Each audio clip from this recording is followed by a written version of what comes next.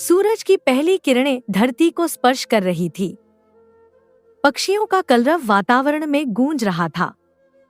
छोटे से गांव की मिट्टी की झोपड़ियों से धुआं उठने लगा था। इन्हीं झोपड़ियों में से एक थी रामू और गीता की। रामू की आंखें पहले ही खुल चुकी थी। वह अपनी सोई हुई पत्नी को निहार रहा था, जिसके चेहरे पर थकान की लकीरें साफ दिख रही थी। फिर भी उसका चेहरा चांद की तरह दमक रहा था। रामू धीरे से उठा और दरवाजे पर आकर खड़ा हो गया। उसने गहरी सांस ली। आज भी उसे काम की तलाश में जाना था। पिछले 5 दिनों से उसे खेतों में काम नहीं मिला था। घर में अनाज के नाम पर सिर्फ 2 रोटियां बची थी, जो उसने गीता के लिए रख छोड़ी थी।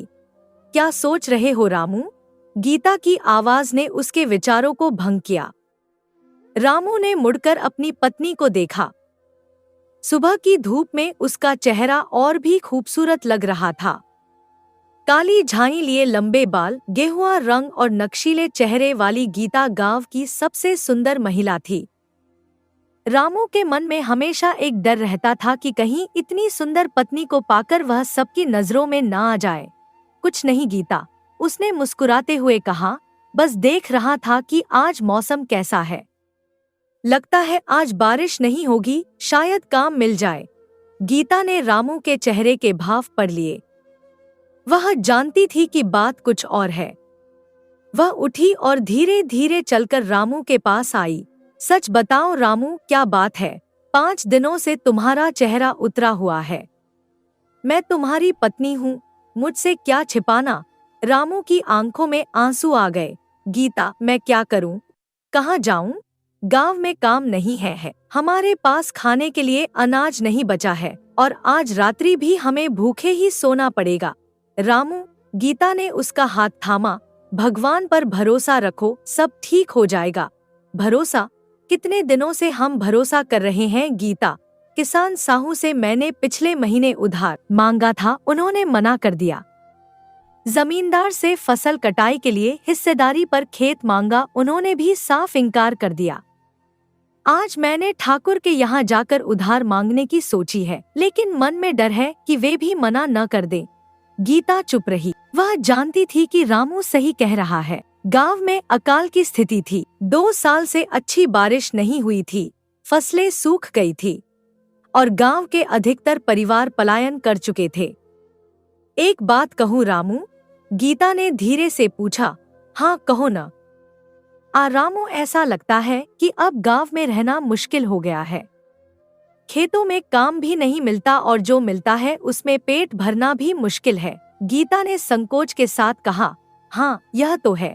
रामू ने सहमति जताई। रामू, अब तो उधार भी कोई देने को तैयार नहीं। सबके अपने अपने हाल हैं। गीता ने आगे कहा, उसकी आवाज में दर्द झलक रहा था। रामू ने गीता की ओर देखा। उसकी आंखों में अजीब सी चमक थी, जैसे कोई फैसला कर लिया हो। इससे अच्छा तो, गीता ने गहरी सांस ली, शहर चलते हैं, वहां कुछ काम तो मिल ही जाएगा।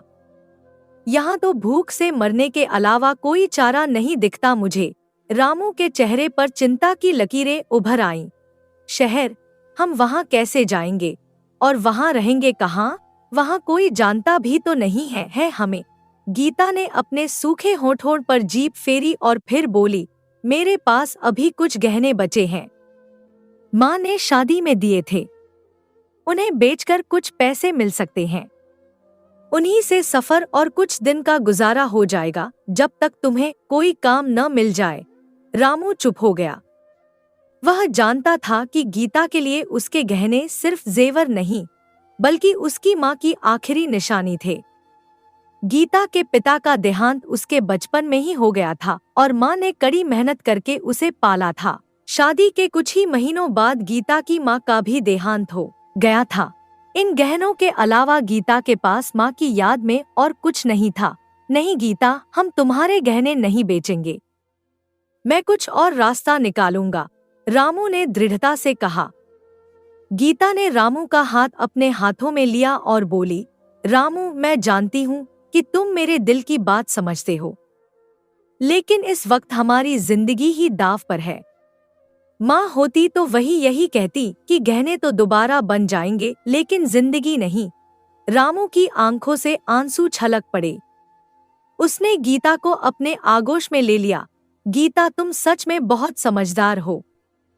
मैं वादा करता हूँ, जैसे ही हमारी स्थिति सुधरेगी मैं तुम्हारे लिए ये सारे गहने दोबारा बनवा दूंगा। गीता ने मुस्कुराते हुए अपने आंसू पोंछे और बोली, मुझे पता है रामू, मुझे पता है। अगली सुबह रामू गहने लेकर गांव के एकमात्र सुनार के पास गया। सुनार नंदलाल गांव में कई पीढ़ियों से रह रहे थे और सभी के सुख दुख के साथी थे। अरे काका, ये गहने खरीद लोगे? रामू ने उन्हें गहने दिखाते हुए पूछा। नंदलाल ने धीरे से अपने चश्मे को ठीक किया और गहनों को ध्यान से देखा। ये तो गीता के गहने हैं ना? शादी में उसकी माँ ने दिए थे। रामू ने सिर झुकाकर हाँ कहा। बेटा, ऐसा क्या हो गया कि गीता के इतने कीमती गहने बेचने पड़ रहे हैं तुम्हें? रामू ने नंदलाल को सारी बातें बताई, गांव की स्थिति, काम की कमी, भूखमरी का खतरा और अंत में शहर जाने का फैसला। नंदलाल गहरी सोच में डूब गए। हाँ, खरीद तो लूंगा बेटा, पर ज्यादा कीमत मत मांगना। अब तो सोने चांदी की कीमत भी गिर गई है, बाजार में मंदी चल रही है। जो भी बन पड़े दे दो काका। मुझे शहर जाना है, कल ही निकलना है। नंदलाल ने गहनों को एक बार फिर से देखा, फिर अपनी तिजोरी से कुछ सिक्के निकाले और रामू की ओर बढ़ा दिए। ले बेटा, इन्हें संभाल कर रखना। और हाँ, यह मेरी सलाह मान, शहर बड़ा है, वहाँ लोग एक दूसरे की परवाह नहीं करते। अपनी गीता का ख्याल रखना, वह बहुत खूबसूरत है और शहर में नजरें बदल जाती हैं। रामू ने सिक्के अपनी मुट्ठी में कसकर पकड़ लिए और नंदलाल से विदा ली।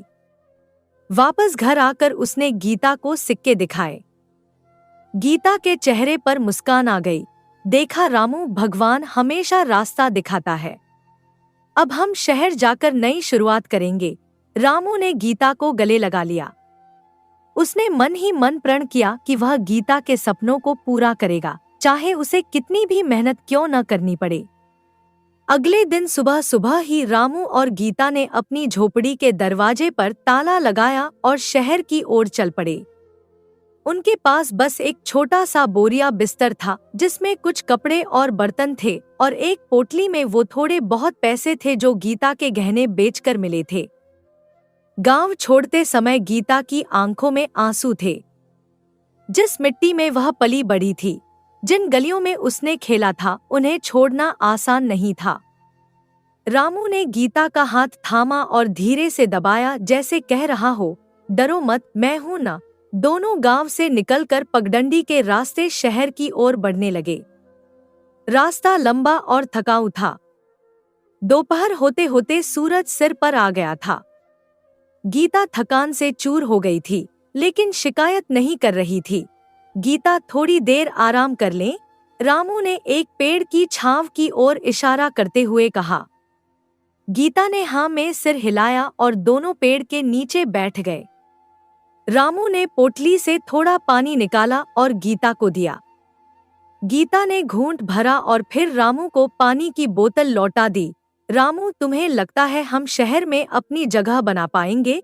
रामू ने गीता के माथे से पसीना पोंछा और मुस्कुराते हुए बोला, हाँ बिल्कुल, मैं मेहनत करूंगा, कोई भी काम करूंगा, मजदूरी, भवन निर्माण, कारखाने में काम, जो भी मिलेगा, बस तुम हिम्मत रखो। गीता ने रामू की ओर प्यार से देखा। मैं भी काम करूंगी रामू, मैं सिलाई कढ़ाई जानती हूँ, या फिर किसी के घर में काम कर लूंगी। रामू ने गीता के हाथ को थामा और बोला, बस हम दोनों साथ मिलकर काम करेंगे और एक दिन अपना खुद का घर बनाएंगे। थोड़ी देर आराम करने के बाद दोनों फिर से चल पड़े। शाम ढलते ढलते वे एक नदी के किनारे पहुंचे। नदी पार करने का एक ही रास्ता था, एक छोटी सी नाव द्वारा। नाव के मालिक ने रामू की ओर देखा और बोला, 2 आदमी 4 सिक्के। रामू ने बिना कुछ कहे अपनी पोटली से 4 सिक्के निकाले और नाव वाले को दे दिए। दोनों नाव में बैठ गए। रामू ने गीता के कंधे पर हाथ रखा और धीरे से बोला, बस थोड़ी ही देर में हम नदी पार कर लेंगे, फिर शहर ज्यादा दूर नहीं होगा। नाव धीरे धीरे नदी पार करने लगी। आसमान में तारे चमकने लगे थे। नदी का पानी शांत था और हवा में ठंडक थी। गीता ने अपना सिर रामू के कंधे पर रख दिया। कितनी सुंदर रात है ना रामू? रामू ने आसमान की ओर देखा और मुस्कुराया। हाँ, बिल्कुल सुंदर है, ठीक तुम्हारी तरह। गीता शर्मा गई और उसने रामू को हल्का सा धक्का दिया। नाव वाला यह देखकर मुस्कुराया। शहर जा रहे हो दोनों? उसने पूछा। हाँ, रामू ने जवाब दिया। रिश्तेदार है कोई वहाँ? नहीं, किसी को नहीं जानते। नाव वाले ने दोनों की ओर ध्यान से देखा और फिर बोला, सावधान रहना। शहर में सब अपने अपने स्वार्थ में लगे रहते हैं। और उसने गीता की ओर ध्यान से देखा। इतनी खूबसूरत पत्नी को लेकर शहर में घूमना खतरे से खाली नहीं है। रामू का चेहरा गंभीर हो गया। वह यह बात अच्छी तरह समझता था। गीता की सुंदरता उसके लिए गर्व की बात थी, लेकिन कभी कभी वह चिंतित भी हो जाता था। नाव नदी के दूसरे किनारे पर पहुंच गई। रामू और गीता नाव से उतरे और शहर की ओर बढ़ने लगे। अब शहर बस कुछ ही कोस दूर था, लेकिन किस्मत ने उनके साथ एक और खेल खेलना तय कर लिया था। रात का समय था। चारों ओर अंधेरा छाया हुआ था, सिर्फ चांद की रोशनी ही रास्ता दिखा रही थी। रामू और गीता थके हारे चल रहे थे। वे शहर के करीब पहुंचने ही वाले थे कि अचानक झाड़ियों के पीछे से 3 नकाबपोश डाकू निकल आए। उनके हाथों में लाठियां और छुरे थे। एक डाकू ने रामू को धमकाते हुए कहा, ओए रुक जाओ, एक कदम भी आगे मत बढ़ना वरना। रामू ने गीता को अपने पीछे कर लिया और हाथ जोड़कर बोला, भाई हमारे पास कुछ नहीं है। हम गरीब लोग हैं, गांव से आए हैं, बस शहर में काम ढूंढने जा रहे हैं। हाँ, हम तो बस गांव से आए हैं, शहर में काम ढूंढने जा रहे हैं। हमें छोड़ दो, हम गरीब लोग हैं। गीता ने भी कांपती आवाज में विनती की। डाकुओं का सरदार, जो सबसे मजबूत दिख रहा था, आगे बढ़ा और बोला, गरीब, और ये थैली में क्या है? जरा खोल के दिखाओ। रामू ने अपनी पोटली को और मजबूती से पकड़ लिया। इसमें सिर्फ हमारे कपड़े और थोड़े से सिक्के हैं, जो हमने अपनी पत्नी के गहने बेचकर जमा किए हैं। डाकू सरदार ने अपने साथियों की ओर इशारा किया। 2 डाकू रामू की ओर बढ़े और उसे पकड़ लिया। रामू ने प्रतिरोध करने की कोशिश की, लेकिन डाकू बहुत ताकतवर थे। तीसरे डाकू ने झपट कर रामू के हाथ से रुपयों की थैली छीन ली और उसे उलटकर सिक्के जमीन पर गिरा दिए। अरे वाह, तो ये गरीब लोग सिक्के लेकर घूमते हैं, डाकू सरदार ने व्यंग्य से कहा और सिक्कों को उठाकर देखने लगा। गीता आगे बढ़ी और डाकू सरदार के पांव पकड़ लिए। भाई, ये पैसे हमारी आखिरी उम्मीद है, इन्हें मत छीनो, हम भूखे मर जाएंगे। मेरे गहने बेचकर ये पैसे इकट्ठे किए हैं, भगवान के लिए हमें छोड़ दो। डाकू सरदार ने गीता को देखा। उसकी आंखों में एक अजीब चमक आई। चलो तुम दोनों का काम करते हैं, पति को छोड़ देते हैं और बीवी को ले जाते हैं, क्या कहते हो सरदार? यह सुनकर रामू अपने आप को छुड़ाने के लिए जोर जोर से संघर्ष करने लगा। नहीं, मेरी गीता को मत छूना, चाहे मुझे मार दो, लेकिन उसे कुछ मत करना। डाकू सरदार ने गीता को उठाया और उसके सुंदर चेहरे को करीब से देखा। तभी गीता ने उसके मुंह पर थूक दिया। डाकू सरदार ने गीता को धक्का दिया। गीता जमीन पर गिर गई। रामू चिल्लाया, गीता! एक और डाकू ने आगे बढ़कर गीता को उठाने की कोशिश की, लेकिन गीता ने उसे भी धक्का दिया और अपनी साड़ी से एक छुरी निकाल ली, जो उसने रास्ते में सुरक्षा के लिए छिपा कर रखी थी। कोई भी मेरे करीब आया तो अच्छा नहीं होगा, गीता ने छुरी दिखाते हुए चेतावनी दी। डाकू सरदार ने अपने साथियों को रोका और फिर बोला, ठीक है, हमें भूखे नंगे लोगों की मदद करने की आदत नहीं है। सब कुछ छोड़कर भाग जाओ यहाँ से, वरना जान से हाथ धो बैठोगे। डाकू सारे सिक्के उठाकर भाग गए। रामू और गीता उदास होकर जमीन पर बैठ गए। रामू की आंखों से आंसू बह रहे थे। गीता, अब क्या करें? हमारे पास तो कुछ भी नहीं बचा, ना खाना, ना रहने की जगह, ना पैसे। अनजान शहर में अब कैसे जिएंगे? गीता ने अपने पति का हाथ थामा और उसकी आंखों में देखा। हम हार नहीं मान सकते रामू, हमने गांव नहीं छोड़ा है हार मानने के लिए। दोनों कुछ देर चुपचाप बैठे रहे। रामू आकाश की ओर देखने लगा, जैसे मानो किसी चमत्कार की उम्मीद कर रहा हो। फिर उसने एक गहरी सांस ली और गीता से कहा, तुम ठीक कहती हो गीता, हम हार नहीं मान सकते। चलो शहर की ओर चलते हैं, कुछ तो रास्ता मिलेगा। दोनों धीरे धीरे आगे बढ़ने लगे। रामू गीता को सहारा दे रहा था, क्योंकि डाकू सरदार के धक्के से उसके पैर में चोट आई थी। कुछ दूर चलने पर उन्हें एक पेड़ के नीचे एक बूढ़े बाबा बैठे हुए दिखे। बाबा के चेहरे पर आत्मिक प्रकाश था और उनके लंबे सफेद बाल और दाढ़ी उनकी आयु और ज्ञान के प्रतीक थे। देखो गीता, वो बाबा शायद कोई ज्ञानी पुरुष हैं। क्यों न उनसे सलाह लें? रामू ने सुझाव दिया। गीता ने सहमति में सिर हिलाया और दोनों बाबा के पास गए।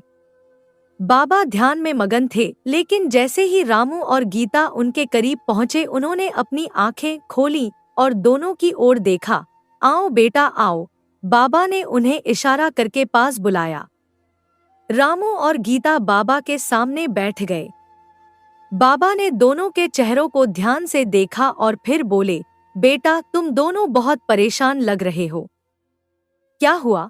रामू ने बाबा को सारी कहानी सुनाई, गांव छोड़ने से लेकर डाकुओं द्वारा लूटे जाने तक। बाबा शांति से सब सुनते रहे। बाबा, हम गांव से आए थे काम की तलाश में, लेकिन रास्ते में डाकुओं ने हमें लूट लिया। अब हमारे पास कुछ भी नहीं बचा है। हमें समझ नहीं आ रहा कि हम क्या करें, रामू ने निराशा भरे स्वर में कहा। बाबा ने गहरी सांस ली और फिर दोनों को आशीर्वाद देते हुए बोले, बेटा मेरे पास तो कुछ भी नहीं है जो मैं तुम्हें दे सकूं, लेकिन मैं एक ऐसे आदमी को जानता हूं जो जरूरतमंदों को उधार देता है। रामू की आंखों में चमक आई। कौन बाबा? कौन है वो भला इंसान? शहर के अंदर सेठ मणिलाल की हवेली है। वह कई सालों से गरीबों की मदद करता आया है। अगर तुम उसे अपनी परेशानी बताओगे तो शायद वह तुम्हारी मदद कर दे। गीता को कुछ शंका हुई, लेकिन बाबा वो हमें उधार कैसे देगा? हम तो किसी को जानते भी नहीं हैं यहाँ पर। बाबा ने मुस्कुराते हुए कहा, सेठ जी को पैसा लौटाने वाले लोग पसंद है। अगर तुम उन्हें भरोसा दिला सको कि तुम ईमानदार हो तो वह जरूर तुम्हारी मदद करेंगे। रामू के चेहरे पर मुस्कान आ गई। बाबा, आपने हमें एक नई उम्मीद दी है। आपका बहुत बहुत धन्यवाद। बाबा ने दोनों को आशीर्वाद दिया और फिर बोले, जाओ बेटे, भगवान तुम्हारा भला करे। लेकिन एक बात हमेशा याद रखना, दुनिया में ईमानदारी से बड़ा कोई धन नहीं होता। अपनी आत्मा को कभी मत बेचना, चाहे कितनी भी मुसीबत क्यों न आ जाए। रामू और गीता ने बाबा के चरण स्पर्श किए और उनकी बताई दिशा में शहर की ओर बढ़ने लगे। शहर का दृश्य देखकर रामू और गीता दंग रह गए। गांव की छोटी छोटी झोपड़ियों के बजाय यहाँ ऊंची ऊंची इमारतें थीं। सड़कों पर अनगिनत लोग चहलकदमी कर रहे थे और बाजार दुकानों से भरे हुए थे। रामू, शहर तो बहुत बड़ा है। गीता ने आश्चर्य से कहा। हाँ गीता, यहाँ अवसरों की कमी नहीं होगी, रामू ने उत्साह से जवाब दिया। दोनों शहर के भीतर गए और सेठ मणिलाल की हवेली का पता पूछते पूछते वहां तक पहुंच गए। हवेली काफी भव्य और आलीशान थी, जिसके द्वार पर 2 पहरेदार खड़े थे। रामू ने एक पहरेदार से पूछा, भाई क्या हम सेठ मणिलाल जी से मिल सकते हैं? पहरेदार ने रामू और गीता को ऊपर से नीचे तक देखा और फिर पूछा, क्या काम है? हमें उनसे मदद की जरूरत है, रामू ने नम्रता से कहा। पहरेदार ने दूसरे पहरेदार की ओर देखा और दोनों मुस्कुराने लगे। सेठ जी किसी को यूं ही नहीं मिलते। पहले बताओ तुम्हारे पास कितने पैसे हैं जो बतौर ब्याज दे सकते हो? गीता ने रामू का हाथ पकड़ा और धीरे से बोली, रामू चलो यहाँ से, यह जगह ठीक नहीं लगती। तभी हवेली के अंदर से एक आवाज आई, कौन है द्वार पर? यह सेठ मणिलाल की आवाज थी। वह सीढ़ियों से उतरकर द्वार की ओर आ रहे थे। सेठ जी, ये गांव से आए हैं और आपसे मिलना चाहते हैं, पहरेदार ने बताया। सेठ मणिलाल ने रामू और गीता की ओर देखा। सेठ करीब 50 वर्ष के थे, मोटे शरीर वाले, लेकिन उनकी आंखों में एक तेज चमक थी। उन्होंने अपनी मूंछों को तिरछा करते हुए रामू से पूछा, क्या काम है? सेठ जी, हम गांव से आए हैं। रास्ते में डाकुओं ने हमें लूट लिया। हमारे पास कुछ भी नहीं बचा है। हमने सुना है आप गरीबों की मदद करते हैं, तो सोचा आपसे सहायता मांगे। सेठ की नजर गीता पर पड़ी और वहीं ठहर गई। गीता की सुंदरता ने उन्हें मोह लिया। वह एक पल के लिए अपनी जगह पर स्थिर रह गए और फिर मुस्कुराते हुए बोले, अंदर आओ। रामू और गीता ने एक दूसरे की ओर देखा और फिर हवेली के अंदर चले गए। सेठ ने उन्हें अपने कमरे में बिठाया और नौकरों को खाना लाने का आदेश दिया। पहले खाना खाओ, फिर बात करेंगे, सेठ ने कहा। रामू और गीता ने कृतज्ञता से सेठ की ओर देखा। वे दोनों भूखे थे और खाने का नाम सुनकर उनके मुंह में पानी आ गया। खाना खाने के बाद सेठ ने अपनी बात शुरू की, तो तुम्हें क्या मदद चाहिए? रामू हाथ जोड़कर सेठ से बोला, सेठ जी, मुझे कुछ पैसों की सख्त जरूरत है। अगर आप मेरी मदद कर दें तो मैं जल्द ही आपकी रकम ब्याज सहित लौटा दूंगा। मैं कोई भी काम करने को तैयार हूँ, मजदूरी, भवन निर्माण, कारखाने में काम, जो भी आप कहें। सेठ ने गीता की ओर एक नजर डाली और फिर रामू से बोले, पैसे तो मैं तुम्हें दे सकता हूँ, लेकिन मेरे यहाँ एक उसूल है, मैं बिना कोई चीज गिरवी रखे उधार नहीं देता हूँ। बताओ तुम्हारे पास क्या है गिरवी रखने के लिए? रामू यह सुनकर सोच में पड़ गया। उसके पास तो अब कुछ भी नहीं बचा था। डाकुओं ने उनके सारे पैसे लूट लिए थे और गीता के गहने भी पहले ही बेच दिए गए थे। सेठ ने एक बार फिर गीता की ओर देखा। उनकी आंखों में वासना की चमक साफ दिखाई दे रही थी। रामू, अगर तुम्हारे पास कुछ नहीं है गिरवी रखने के लिए तो मैं तुम्हारी मदद नहीं कर सकता, सेठ ने अफसोस जताते हुए कहा। रामू की आंखें भर आईं। उसे समझ नहीं आ रहा था कि क्या करे। तभी अचानक उसके मन में एक विचार आया, एक ऐसा विचार जिसने उसके हृदय को दहला दिया। उसने गहरी सांस ली और बोला, सेठ जी, मेरे पास गिरवी रखने के लिए कुछ नहीं बचा। लेकिन उसने रुककर गीता की ओर देखा, लेकिन आप मेरी बीवी को गिरवी रख लीजिए और मुझे कुछ रकम दे दीजिए। मैं उन पैसों से कारोबार करूंगा और आपका पैसा ब्याज सहित लौटा दूंगा और अपनी बीवी को वापस ले जाऊंगा। तब तक वह आपकी अमानत रहेगी। गीता हैरानी से रामू की ओर देखने लगी। उसकी आंखों में विश्वास, धोखा और डर के मिले जुले भाव थे।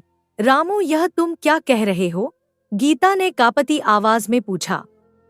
रामू ने गीता की आंखों में देखा। उसकी आंखों में एक अजीब चमक थी, जैसे वह कुछ कह रहा हो। वह चमक गीता को समझ नहीं आई। सेठ मणिलाल के चेहरे पर एक धूर्त मुस्कान फैल गई। वह तो यही चाहता था। उसने अपने तकिए के नीचे से एक कपड़े का थैला निकाला जिसमें सिक्के भरे थे। बहुत अच्छा फैसला किया रामू, ले जाओ। यह पैसे और मेहनत से कमाई करो। मुझे यकीन है कि तुम जल्द ही मेरी रकम चुका दोगे। तब तक तुम्हारी पत्नी यहाँ सलामत रहेगी, सेठ ने थैला रामू की ओर बढ़ाते हुए कहा। रामू ने थैला ले लिया और गीता की ओर देखा। गीता, मैं जल्द ही लौट आऊंगा। मैं यहीं शहर में रहूंगा और जल्द ही इतने पैसे कमा लूंगा कि हम नए सिरे से अपना जीवन शुरू कर सकें। तुम चिंता मत करना, सेठ जी तुम्हारा ख्याल रखेंगे। गीता बिना कुछ कहे अपने आंसू पोंछती रही। उसके दिल में भय था, लेकिन वह रामू की बात पर भरोसा करती थी। रामू ने उठकर सेठ से हाथ मिलाया और बोला, सेठ जी, गीता को मेरी अमानत समझकर रखिएगा। मैं जल्द ही लौट आऊंगा आपका हर एक पैसा वापस करने के लिए। सेठ ने मुस्कुराते हुए कहा, बिल्कुल रामू, तुम बेफिक्र रहो। गीता यहाँ सुरक्षित रहेगी। तुम अपना काम देखो। रामू ने गीता का माथा चूमा और फिर हवेली से बाहर निकल गया। गीता अब सेठ मणिलाल के घर में अकेली रह गई थी। रामू के जाने के बाद गीता एक कोने में बैठकर अपने आंसू पोंछ रही थी। उसे विश्वास नहीं हो रहा था कि रामू उसे एक अजनबी के घर में छोड़कर चला गया है। सेठ ने नौकरानी को बुलाया और बोला, इसे ऊपर वाले कमरे में ले जाओ और इसके लिए नहाने और कपड़े बदलने का इंतजाम करो। नौकरानी गीता को लेकर ऊपर वाले कमरे में चली गई। यह कमरा बहुत सुंदर था। रंग बिरंगे पर्दों, नर्म गद्देदार बिस्तर और फर्श पर महीन कालीन बिछा था। बहन जी, नहा लीजिए, मैं आपके लिए नए कपड़े ले आती हूँ, नौकरानी ने कहा और कमरे से बाहर चली गई। गीता ने आसपास देखा। कमरा अवश्य ही सुंदर था, लेकिन उसे इसमें एक पिंजरे जैसा महसूस हो रहा था। उसने बाहर खिड़की से देखा और सोचा कि वह यहाँ से कैसे भाग सकती है, लेकिन खिड़की बहुत ऊंचाई पर थी और नीचे कठोर जमीन थी। गिरने पर वह गंभीर रूप से घायल हो सकती थी। थोड़ी देर बाद नौकरानी वापस आई और गीता के लिए नए कपड़े ले आई। ये कपड़े बहुत महंगे और आलीशान थे, जिन्हें गीता ने पहले कभी नहीं देखा था। बहन जी, आप ये पहन लीजिए, सेठ जी ने खास आपके लिए मंगवाए हैं। गीता ने कपड़ों को देखा और फिर नौकरानी से पूछा, क्या तुम्हें पता है सेठ जी का व्यवहार कैसा है? क्या वे सचमुच गरीबों की मदद करते हैं? नौकरानी ने इधर उधर देखा, जैसे वह यह सुनिश्चित कर रही हो कि कोई उसकी बात नहीं सुन रहा है। फिर धीरे से बोली, बहन जी, सेठ जी के बारे में ज्यादा नहीं बोल सकती, लेकिन आप सावधान रहिएगा, उनका दिल बहुत कठोर है। गीता के मन में डर और अविश्वास का भाव और भी बढ़ गया। उसने नौकरानी से पूछा, क्या तुम मेरी मदद करोगी? मुझे यहाँ से निकलना है। नौकरानी ने डरते हुए कहा, बहन जी, मैं क्या कर सकती हूँ? मेरा परिवार इसी शहर में रहता है और सेठ जी की पहुँच हर जगह है। अगर उन्हें पता चला कि मैंने आपकी मदद की तो वे मेरे परिवार को बर्बाद कर देंगे। गीता ने समझदारी दिखाते हुए कहा, ठीक है, मैं समझती हूँ, लेकिन अगर कभी मदद की जरूरत पड़े तो क्या तुम मेरी मदद करोगी? नौकरानी ने हिचकिचाते हुए हाँ में सिर हिलाया और कमरे से बाहर चली गई। गीता नहा धोकर नए कपड़े पहन चुकी थी। वह बिस्तर पर बैठकर सोच रही थी कि उसके साथ क्या होगा, जब अचानक दरवाजा खुला और सेठ मणिलाल अंदर आ गए। अब सेठ ने अपनी पोशाक बदल ली थी। वह रेशमी कपड़े पहन चुके थे और उनके शरीर से इत्र की महक आ रही थी। कैसी हो गीता? कमरा पसंद आया? सेठ ने पूछा। उनकी आंखें गीता के शरीर पर घूम रही थी। गीता ने खुद को संयमित रखते हुए कहा, जी सेठ जी, कमरा बहुत अच्छा है। आपने मुझे इतने अच्छे कपड़े भी दिए, उसके लिए धन्यवाद। सेठ गीता के करीब आकर बैठ गए और बोले, गीता, तुम्हें पता है, मैंने तुम्हें देखते ही पहचान लिया था कि तुम कोई साधारण औरत नहीं हो। तुम्हारी सुंदरता का जवाब नहीं, मैं तुम्हें हीरे मोती से लाद सकता हूँ, अगर तुम चाहो तो। गीता को सेठ की बातों से असहज महसूस हुआ। उसने थोड़ा दूर खिसकते हुए कहा, सेठ जी, मैं और मेरा पति आपके बहुत आभारी हैं कि आपने हमारी मदद की। जैसे ही रामू पैसे लौटा देगा, मैं यहाँ से चली जाऊंगी। सेठ का चेहरा थोड़ा सख्त हो गया। गीता, तुम्हारा पति तुम्हें छोड़कर भाग गया है। उसने तुम्हें मेरे हवाले कर दिया है। वह कभी वापस नहीं आएगा। वह मेरे पैसे लेकर किसी दूसरे शहर में जा चुका होगा। गीता को गुस्सा आ गया। नहीं, ऐसा नहीं है। रामू ऐसा इंसान नहीं है। वह जरूर लौटेगा। सेठ ने गीता का हाथ पकड़ने की कोशिश की, लेकिन गीता ने हाथ छुड़ा लिया और बिस्तर से उठकर खड़ी हो गई। सेठ जी, कृपया अपनी हद में रहिए। मैं रामू की पत्नी हूँ और उसकी अमानत के रूप में यहाँ हूँ। जब तक वह कर्ज नहीं चुका देता। इसका मतलब यह नहीं कि आप मेरे सम्मान को ठेस पहुंचाएं। सेठ मणिलाल गीता के प्रतिरोध को देखकर और भी उत्तेजित हो गए। अरे गीता, तुम तो बहुत भोली हो। मैं तुम्हें सोने चांदी से लाद सकता हूँ, महल जैसा घर दे सकता हूँ, नौकर चाकर रखूंगा तुम्हारे लिए, तुम रानी बनकर रहोगी। बस एक बार मेरी बात मान लो।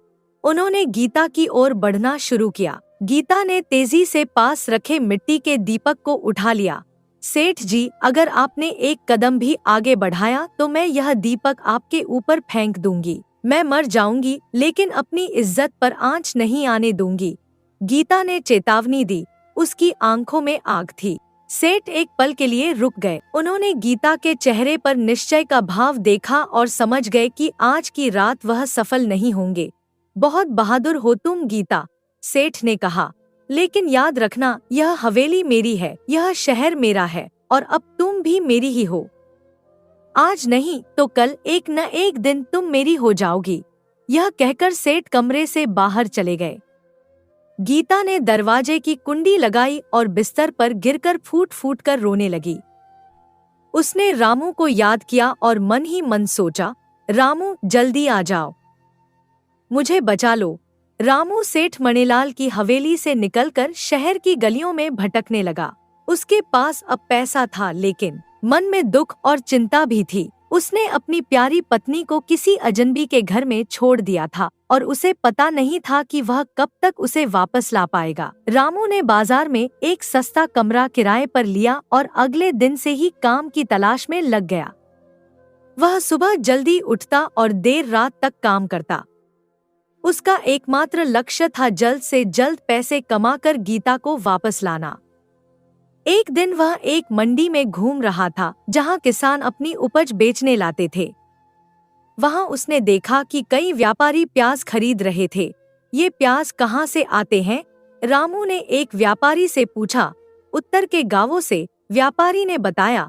वहां बहुत अच्छी प्याज उगती है और शहर में इसकी अच्छी कीमत मिलती है।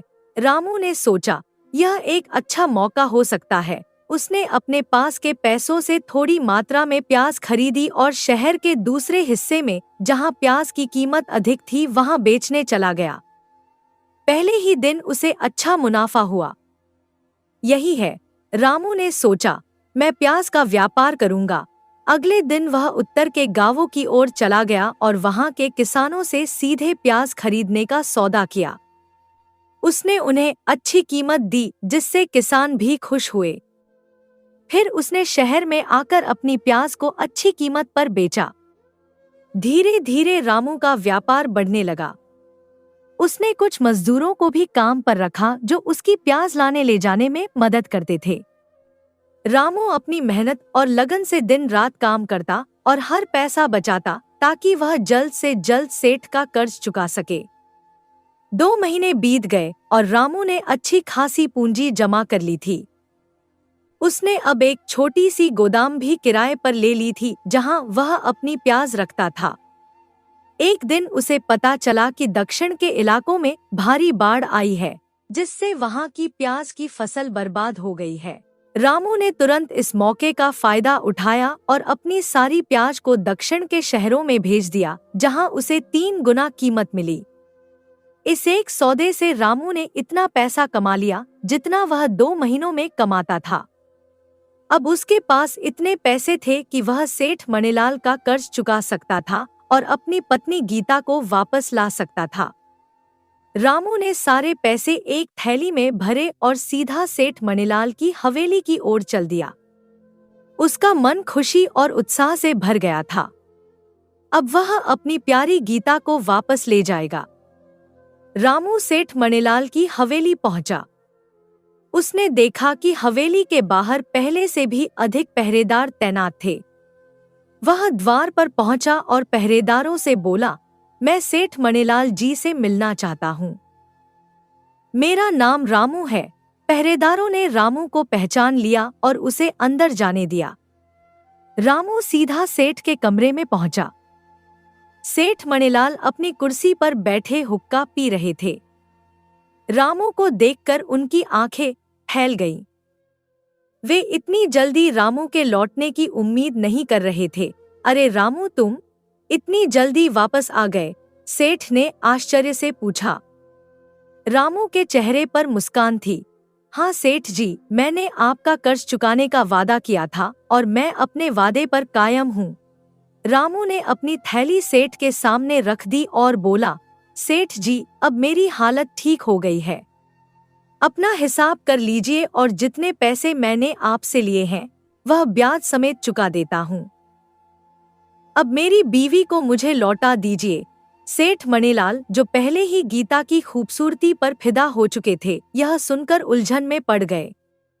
वे सोचने लगे, इतनी सुंदर औरत को कौन लौटाए, लेकिन उन्हें कोई ना कोई बहाना तो बनाना ही था। सेठ ने अपना सिर झुकाया और एक दुखी आवाज में बोले, भाई रामू, क्या बताऊं तुम्हें, बहुत दुख की बात है। रामू के दिल की धड़कनें तेज हो गईं। क्या हुआ सेठ जी? गीता ठीक तो है ना? रामू, तुम्हारी बीवी अब इस दुनिया में नहीं रही। सेठ ने आंखें नीची करके कहा। रामू के पैरों तले जमीन खिसक गई। उसका चेहरा पीला पड़ गया और शरीर कांपने लगा। क्या क्या कह रहे हैं आप सेठ जी? यह कैसे हो सकता है? हाँ रामू, मुझे भी बहुत दुख है। सेठ ने दिखावटी शोक व्यक्त करते हुए कहा। 2 महीने पहले अचानक तुम्हारी बीवी बहुत बीमार पड़ गई थी। मैंने उसकी बहुत सेवा की, अच्छे से अच्छे डॉक्टर बुलवाए, लेकिन अफसोस कि मैं उसे बचा नहीं सका। रामू के आंखों से आंसू बहने लगे। वह उठकर सेठ के पास गया और उनका कॉलर पकड़ लिया। झूठ बोल रहे हो तुम। गीता कहाँ है? मुझे बताओ। सेठ के पहरेदार भीतर आ गए और उन्होंने रामू को पकड़ लिया। सेठ ने कॉलर ठीक करते हुए कहा, देखो रामू, मैं समझता हूँ तुम्हारा दुख, लेकिन सच्चाई यही है। तुम्हारी बीवी अब नहीं रही। रामू की आंखें लाल हो गई थी। वह चिल्लाया, झूठ, सब झूठ है। गीता जिंदा है, मुझे पता है। सेठ ने पहरेदारों को इशारा किया, इसे बाहर ले जाओ। इसका दिमाग खराब हो गया है। दुख के मारे पहरेदारों ने रामू को खींचकर बाहर ले जाना चाहा, लेकिन रामू ने उन्हें धक्का दिया और फिर से सेठ के सामने आ गया। सेठ जी, अगर गीता सचमुच मर गई है तो मुझे उसकी कब्र दिखाओ। मुझे बताओ कि आपने उसका अंतिम संस्कार कहाँ किया। सेठ ने एक पल के लिए सोचा और फिर बोले, हमने उसे शहर के बाहरी श्मशान घाट में जलाया था। तुम चाहो तो जाकर देख सकते हो। वैद्य भी गवाही देगा कि उसकी मौत हो गई थी। रामू ने अपने आंसू पोंछे। वह समझ गया था कि सेठ झूठ बोल रहा है, लेकिन अभी वह कुछ कर नहीं सकता था। उसने गहरी सांस ली और भारी मन से बोला, होनी को कौन टाल सकता है सेठ जी। अगर गीता मेरे साथ होती तब भी शायद उसका यही नसीब होता। लेकिन फिर भी आप अपनी उधारी मुझसे ले लीजिए। मैं इस कलंक के साथ नहीं जी सकता कि मैं अपनी बीवी को गिरवी रखा था और उसका कर्ज नहीं चुकाया। सेठ ने मुस्कुराते हुए कहा, अरे नहीं भाई रामू, अब मैं तुमसे पैसे कैसे ले सकता हूँ? जब मैं तुम्हारी अमानत तुम्हें लौटा ही नहीं सकता तो कर्ज लेने का क्या हक बनता है भला मेरा? रामू बार बार पैसे लेने की जिद करता रहा, लेकिन सेठ ने मना कर दिया। आखिरकार भारी मन से रामू वहां से चल पड़ा। बाहर आकर रामू ने एक क्षण के लिए हवेली की ओर देखा।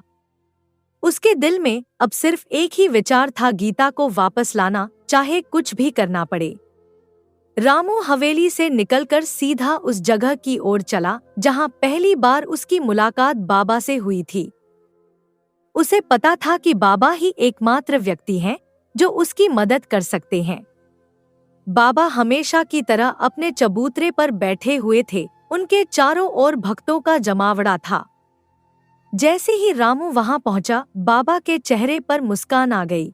आ गया बेटा, मैं तेरी ही प्रतीक्षा कर रहा था, बाबा ने कहा। रामू धीरे धीरे उनके पास जाकर चुपचाप बैठ गया। उसकी आंखों में आंसू थे और चेहरे पर निराशा के भाव साफ दिख रहे थे। बाबा ने उसे गौर से देखा और उसके चेहरे पर फैली उदासी को भांप लिया। बेटा रामू, क्या बात है? तू इतना उदास क्यों लग रहा है? रामू की आंखों में आंसू आ गए।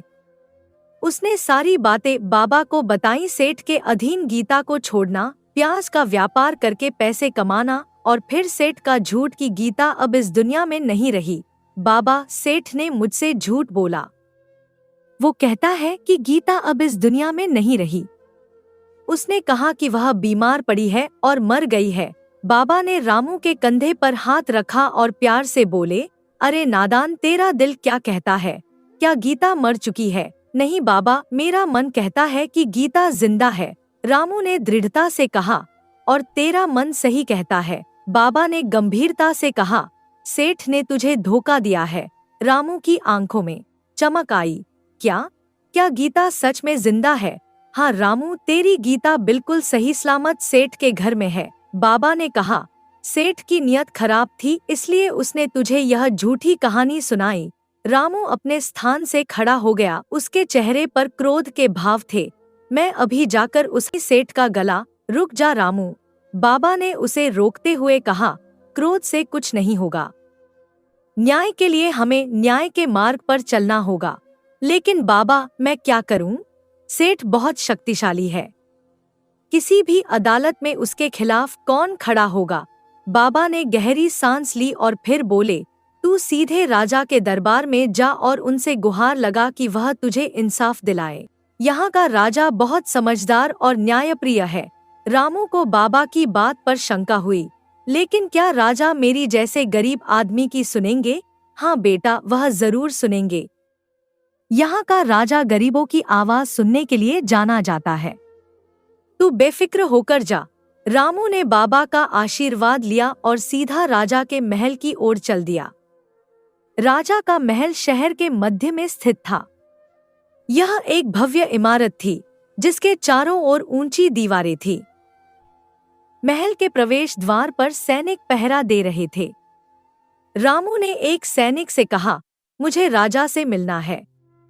मेरे साथ अन्याय हुआ है और मुझे न्याय चाहिए। सैनिक ने रामू की ओर देखा और हंसने लगा। अरे भाई, राजा ऐसे ही किसी से नहीं मिलते।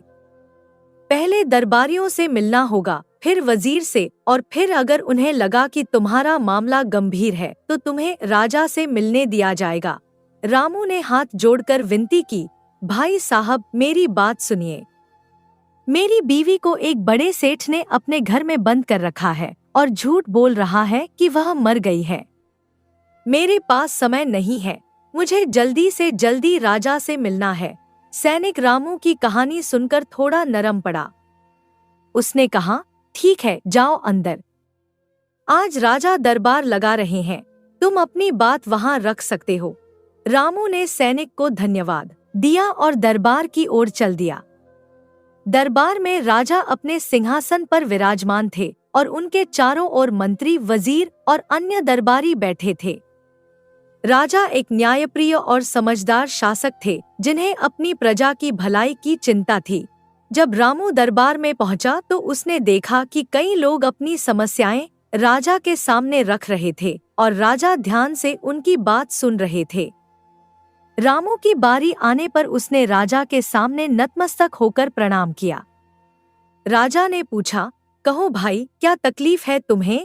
रामू ने अपनी पूरी कहानी राजा को सुनाई। गांव छोड़ना, शहर आना, डाकुओं द्वारा लूटे जाना, सेठ मणिलाल से उधार लेना और अपनी पत्नी को गिरवी रखना। फिर उसने बताया कि कैसे उसने प्याज का व्यापार करके पैसे कमाए और जब वह अपनी पत्नी को वापस लेने गया तो सेठ ने झूठ बोला कि उसकी पत्नी मर गई है। महाराज, मेरा विश्वास है कि मेरी पत्नी गीता जिंदा है और सेठ मणिलाल ने उसे अपने घर में कैद कर रखा है। मैं आपसे न्याय की गुहार लगाता हूँ। रामू ने अपनी बात समाप्त की। राजा ने रामू की पूरी बात ध्यान से सुनी। उन्होंने थोड़ी देर सोचा और फिर अपने वजीर से कहा, सेठ मणिलाल को तुरंत दरबार में बुलाया जाए। कुछ ही समय में सेठ मणिलाल दरबार में हाजिर हो गए। सेठ ने राजा को प्रणाम किया और फिर रामू की ओर देखा। उनके चेहरे पर चिंता के भाव थे। राजा ने सेठ से पूछा, सेठ मणिलाल, क्या यह सच है कि रामू ने अपनी पत्नी को तुम्हारे पास गिरवी रखा था और तुमने उसे पैसे दिए थे? जी महाराज, यह बात बिल्कुल सच है, सेठ ने स्वीकार किया। तो फिर तुम इसकी बीवी को वापस क्यों नहीं लौटा रहे हो? सेठ ने अपना सिर झुकाते हुए कहा, महाराज मैं कैसे लौटाऊं? मैंने इस रामू को पहले ही बता दिया था कि आज से 2 महीने पहले इसकी बीवी अचानक बीमार पड़ गई थी और उसकी बीमारी के कारण ही मौत हो गई। मैंने उसका बहुत इलाज करवाया, अच्छे से अच्छे वैद्य को भी दिखाया, लेकिन मैं उसे बचा ना सका। राजा ने सेठ की ओर ध्यान से देखा और पूछा, क्या कोई गवाह है जो इस बात की पुष्टि कर सके कि रामू की बीवी मर चुकी है? जी महाराज, बिल्कुल। जो वैद्य उसकी बीमारी का इलाज कर रहा था वो इसकी पुष्टि करेगा। इसके अलावा 4 आदमी भी गवाही देंगे कि वे उसकी बीवी को श्मशान घाट में जलाने ले गए थे। राजा ने सोचा और फिर कहा, ठीक है, उन गवाहों को कल दरबार में लाया जाए। मैं खुद उनसे पूछताछ करूंगा। रामू को लगा कि उसकी हार निश्चित है। वह उदास होकर बोला, महाराज अगर आप इन सेठ की बातों पर विश्वास कर रहे हैं तो मैं हार मानता हूँ, लेकिन मेरा दिल कहता है कि मेरी गीता जिंदा है। राजा ने रामू की ओर देखा और बोले, रामू अगर तुम्हारी बीवी सच में जिंदा होती तो मैं उसे जरूर दिलवा देता, लेकिन अब तो हम भी मजबूर हैं। हमें गवाहों के बयान सुनने होंगे। रामू हताश हो गया। उसे उम्मीद थी कि राजा उसे इंसाफ दिलवाएगा, लेकिन अब सब कुछ खत्म होता हुआ नजर आ रहा था। वह दरबार से बाहर निकला और फिर से बाबा के पास पहुंचा। उसने दरबार में जो कुछ भी हुआ वो सब बाबा को बता दिया। बाबा ने गहरी सांस ली और बोले, रामू मैंने राजा को इतना नासमझ नहीं समझा था। मुझे अफसोस है कि उसने तुम्हारे साथ इंसाफ नहीं किया। उसने सेठ की बातों पर तो भरोसा कर लिया, लेकिन तुम्हारी बेपसी को नहीं समझा। बाबा थोड़ी देर चुप रहे, फिर उनकी आंखों में एक अजीब चमक आई। अब हमें राजा को दिखाना होगा कि असली इंसाफ क्या होता है। रामू ने आश्चर्य से पूछा, लेकिन बाबा अब हम क्या कर सकते हैं? राजा ने तो सेठ की बात मान ली है। तुम एक बार फिर से राजा के पास जाओ और उससे कहो कि वह मुझे सिर्फ 3 घंटे के लिए अपने तख्त पर बैठने दे। फिर मैं उसे बताऊंगा कि इंसाफ कैसे किया जाता है और इंसाफ किसे कहते हैं। रामू को बाबा की बात में उम्मीद की एक किरण दिखाई दी। वह बिना समय गंवाए फिर से राजा के दरबार में पहुंचा। महाराज मैं आपसे विनती करता हूँ कि आप साधु बाबा को सिर्फ 3 घंटे के लिए अपना तख्त सौंप दे। रामू ने हाथ जोड़कर कहा, बाबा का कहना है कि वह मुझे इंसाफ दिलाएंगे। राजा को यह सुनकर आश्चर्य हुआ। क्या कह रहे हो रामू? मैं अपना तख्त किसी और को कैसे दे सकता हूँ?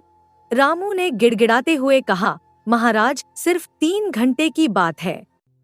बाबा बहुत ज्ञानी है, वे कोई गलत फैसला नहीं लेंगे। राजा एक न्यायप्रिय शासक थे।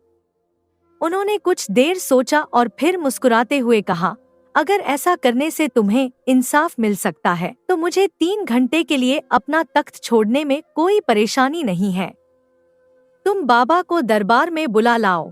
दूसरे दिन सुबह की सुनहरी किरणें जब राजमहल की झरोखों से प्रवेश कर रही थी, उस समय रामू अपने चेहरे पर मंद मुस्कान लिए हुए बाबा को दरबार की ओर ले जा रहा था।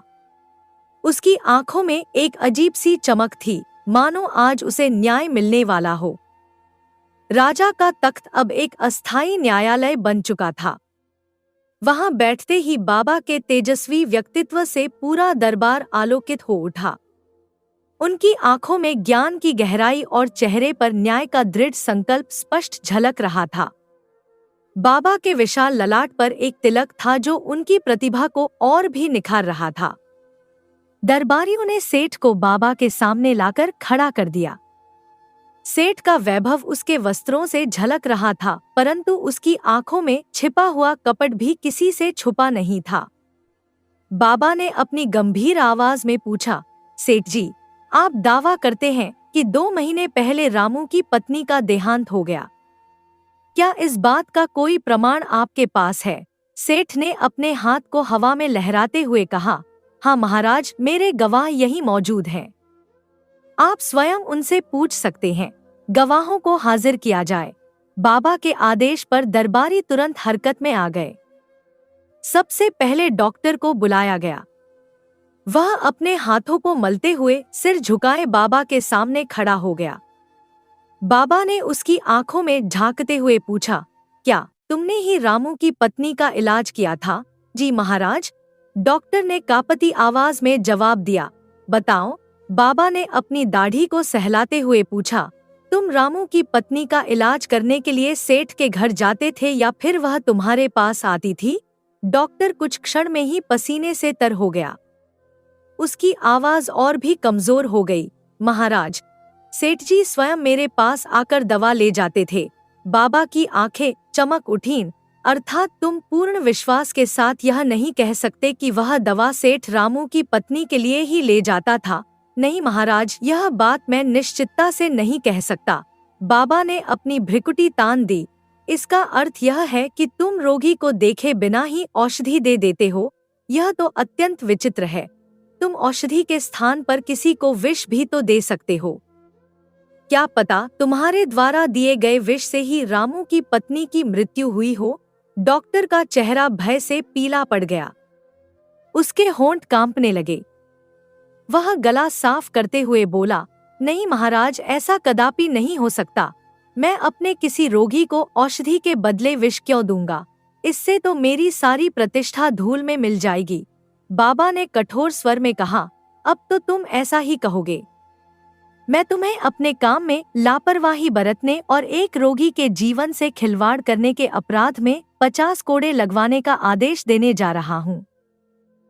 इसके साथ ही तुम्हारा मुख काला करके सारे नगर में घुमाया जाएगा। अब तुम स्वयं निर्णय लो, सत्य बोलोगे या फिर मैं सिपाहियों को तुम्हें बंदी बनाने का आदेश दूं? डॉक्टर के पैरों तले से जमीन खिसक गई। वह कांपते हुए बाबा के चरणों में गिर पड़ा। हुजूर, मुझे क्षमा कर दीजिए। मैं स्वीकार करता हूँ कि मैंने सेठ के किसी भी रोगी का कभी इलाज नहीं किया है। सेठ ने तो मुझे हजारों रुपए दिए थे और कहा था कि यदि गवाही की आवश्यकता पड़े तो मैं उसके पक्ष में गवाही दूं। मेरा यही अपराध है कि मैंने लालच में आकर इस सेठ की बात मान ली। बाबा ने अब उन चारों गवाहों की ओर रुख किया जो कथित रूप से रामू की पत्नी को श्मशान घाट ले गए थे। उनकी आंखें अब भेदती नजरों से उन पर टिकी थी। तुम लोगों का कहना है कि तुम चारों इस रामू की पत्नी को श्मशान घाट में जलाकर आए थे? बाबा ने गंभीरता से पूछा। क्या तुमने दाह संस्कार से पहले उस स्त्री का मुख देखा था? चारों ने एक दूसरे का मुंह देखा। फिर भयभीत स्वर में एक ने कहा, नहीं महाराज, उसका चेहरा तो हमने देखा ही नहीं था। बाबा के नेत्र क्रोध से लाल हो गए। और तुमने यह जानने का प्रयास भी नहीं किया कि उस अर्थी पर मृत व्यक्ति वास्तव में मृत था भी या नहीं। यह तो एक अत्यंत गंभीर अपराध है। इसके लिए तो लोगों को मृत्युदंड दिया जा सकता है। चारों गवाहों के हाथ पांव मानो बिल्कुल जम से गए। उनके चेहरों पर मृत्यु का भय साफ झलक रहा था। फिर बाबा ने सेठ की ओर मुड़कर कहा, सेठ जी, आपके पांचों गवाहों की तो पहले ही हवा निकल चुकी है। अब आप बताइए, किसी की इच्छा के विरुद्ध किसी की पत्नी को जबरदस्ती अपने घर में रखने के अपराध में आप कौन सी सजा पाना पसंद करेंगे? बाबा के शब्दों ने सेठ के हृदय में बिजली सी गिरा दी। उसका चेहरा एकदम पीला पड़ गया, मानो उसके शरीर से सारा रक्त सूख गया हो। उसके मुंह से कोई शब्द नहीं निकल सका। राजा के रूप में विराजमान बाबा ने अपनी आवाज को और भी गंभीर बनाते हुए कहा, इससे पूर्व कि मैं आपको मृत्युदंड दूं, अभी भी समय है कि आप इस रामू की पत्नी को दरबार में उपस्थित करें। मृत्यु के भय से भयभीत सेठ ने तत्काल अपने सेवकों को घर भेजकर रामू की पत्नी को दरबार में प्रस्तुत करवा दिया। जब रामू की पत्नी जीवित रूप में दरबार में प्रवेश की तो पूरे दरबार में सन्नाटा छा गया। उसके चेहरे पर पीड़ा के निशान थे, परंतु वह जीवित थी और उसकी आंखों में अब मुक्ति की आशा जाग उठी थी। यह दृश्य देखकर राजा विस्मित रह गया। उसने बाबा की ओर श्रद्धापूर्वक देखते हुए कहा, बाबा, आप अद्वितीय हैं। आपने मुझे सिखा दिया कि न्याय कैसे किया जाता है। बाबा ने मुस्कुराते हुए राजा की ओर देखा और फिर गंभीरता से कहा, महाराज, मेरी एक बात हमेशा स्मरण रखिएगा, कभी भी अपनी पत्नी को किसी परपुरुष के पास मत छोड़िएगा, चाहे वह कोई मित्र हो, संबंधी हो या फिर सगा भाई ही क्यों न हो। आज के युग में किसी पर भी विश्वास नहीं किया जा सकता। रामू की आंखों में कृतज्ञता के आंसू थे। उसने अपनी पत्नी का हाथ थामा और बाबा के सामने शीश नवाया। न्याय की जीत हुई थी और सत्य का प्रकाश चारों ओर फैल गया था। सेठ को उसके कुकर्मों के लिए उचित दंड दिया गया और रामू अपनी पत्नी के साथ अपने घर लौट गया। बाबा के न्याय की कहानी पूरे राज्य में प्रसिद्ध हो गई और लोग उनके ज्ञान और विवेक की प्रशंसा करने लगे। इस प्रकार एक साधारण से दरबार में न्याय का अद्भुत उदाहरण प्रस्तुत हुआ, जिसने सबको यह शिक्षा दी कि सत्य अंततः विजय होता है और कोई भी अपराध हमेशा के लिए छिपा नहीं रह सकता। दोस्तों, एक और नई कहानी की ओर बढ़ने से पहले कृपया इस चैनल को सब्सक्राइब करके मेरा हौसला बढ़ाइए। तो शुरू करते हैं दिल को छू लेने वाली एक और कहानी। गांव के एक छोटे से घर में विमला नाम की एक वृद्ध विधवा अपनी जिंदगी के आखिरी पड़ाव में थी। उम्र ने उनकी आंखों की रोशनी पर असर डाल दिया था और उनके टूटे हुए चश्मे ने उनकी मुश्किलें और बढ़ा दी थी। वह अपने बड़े बेटे बबलू और छोटे बेटे गुड्डू के साथ रहती थी, लेकिन घर का माहौल अक्सर तनातनी भरा ही रहता था। उस दिन सुबह सुबह जब सूरज अपनी सुनहरी किरणें फैलाने ही वाला था, विमला धीमे कदमों से अपने बड़े बेटे बबलू के पास गई। बबलू, जो अपने पिता के कारोबार को संभालने में व्यस्त रहता था, अपनी दुकान के सामानों को गिन रहा था। बबलू बेटा, कितने दिन से कह रही हूँ, मेरा चश्मा टूट गया है, नया बनवा दो। बिना चश्मे के कुछ साफ साफ नहीं दिखता, विमला ने धीरे से कहा। बबलू ने झुंझलाते हुए सिर उठाया। अम्मा, आप तो ऐसे कह रही हैं जैसे मैं दिन भर खाली बैठा रहता हूँ। कारोबार में कितनी परेशानियां होती हैं, आपको पता भी है। विमला ने बेटे की नाराजगी को नजरअंदाज करते हुए कहा, बेटा, मैं समझती हूँ कि तुम बहुत मेहनत कर रहे हो, लेकिन मेरी तकलीफ भी तो समझो। बबलू गहरी सांस लेते हुए बोला, अम्मा, घर में सिर्फ मैं ही हूँ क्या? आपका छोटा बेटा गुड्डू भी तो है, उससे क्यों नहीं कहती? विमला ने दुखी स्वर में कहा, गुड्डू के पास पैसे नहीं हैं, बेटा। बबलू का चेहरा तमतमा उठा, तो फिर उसे कोई काम धंधा करने को क्यों नहीं कहती? दिन भर आवारा घूमता रहता है, मैं उससे कह कहकर थक चुका हूँ। विमला ने बबलू की आंखों में देखते हुए शांत स्वर में कहा, गुड्डू तुम्हारा छोटा भाई है, उसकी मदद करना तुम्हारा फर्ज है। मत भूलो, तुम्हारे स्वर्गीय पिता ने सारा कारोबार तुम्हें ही सौंपा था। बबलू का चेहरा गुस्से से लाल हो गया। उसने झटके से अपने हाथ से कपड़े झाड़े और तमतमाते हुए बोला, उन्होंने कारोबार मुझे इसलिए सौंपा था क्योंकि मैं इसे संभाल सकता था, कोई एहसान नहीं किया उन्होंने। और अम्मा, कारोबार चलाना कोई खेल नहीं, इसके पीछे कितनी मेहनत और परेशानी है, आपको क्या पता। इतना कहकर बबलू पैर पटकते हुए घर से बाहर निकल गया और विमला वहीं खड़ी रह गई, अपने बेटे की बेरुखी पर आंसू पीते हुए। गर्मियों की एक शाम, जब सूरज ढलने को था, विमला अपने छोटे से कच्चे आंगन में बिछी चारपाई पर बैठी थी। उसकी बूढ़ी आंखों से आंसू थमने का नाम नहीं ले रहे थे। वर्षों की मेहनत और संघर्ष ने उसकी देह को कमजोर कर दिया था, परंतु उसके अंदर की ममता अब भी अडिग थी। मान जी, आपको तो जराजरा सी बात पर गंगाजमुना बहाने की आदत पड़ गई है। अर्चना, बबलू की पत्नी, मुस्कुराते हुए आंगन में आई। उसके चेहरे पर उपेक्षा का भाव था, जैसे वह विमला के दुख को हल्के में ले रही हो। विमला ने अपनी धुंधली आंखों से बहू की ओर देखा और धीमी आवाज में बोली, बहू, मैं बिना चश्मे के कुछ भी साफ नहीं देख पाती। कई दिनों से बबलू से चश्मा लाने के लिए कह रही हूँ। अर्चना ने ठंडी हंसी हंसते हुए कहा, मान जी, चश्मा मुफ्त में तो नहीं आता, पैसों से आता है। और आपके छोटे बेटे को भी तो कुछ जिम्मेदारी उठानी चाहिए। आप उससे क्यों नहीं मांगती? विमला यह सुनकर चुप रह गई। उसकी झुर्रियों भरी आंखों में एक अजीब सी उदासी आ गई, लेकिन उसने कोई उत्तर नहीं दिया। अगली सुबह जब सूरज की किरणें आंगन में हल्की हल्की दस्तक दे रही थी, विमला चारपाई पर बैठी थी। तभी उसकी नन्ही पोती चमकी दौड़ती हुई आई। उसके नन्हे हाथों में कुछ था जो वह बड़े गर्व से दादी को दिखाना चाहती थी। दादी, देखो आपका चश्मा, चमकी ने मुस्कुराते हुए कहा। विमला ने कांपते हाथों से चश्मा लिया और उसे ध्यान से देखा। यह तो बिल्कुल नया था। उसकी आंखों में खुशी और आश्चर्य के मिले-जुले भाव थे। बेटी, यह नया चश्मा कहां से आया? विमला ने प्यार से पूछा। दादी, आपने इतने दिनों से पिताजी से चश्मा लाने के लिए कहा था ना, तो मैंने ला दिया, चमकी ने भोलेपन से कहा। विमला को समझते देर नहीं लगी। उसकी आंखों में प्यार छलक आया। समझ गई बेटी, जरूर रात में बबलू मेरे लिए खरीद कर लाया होगा। पर तभी आंगन में गुस्से की आंधी आई। बबलू का क्रोध और एक कठोर सत्य चमकी। बबलू गरजता हुआ अंदर आया। उसके चेहरे पर गुस्से की लाली थी।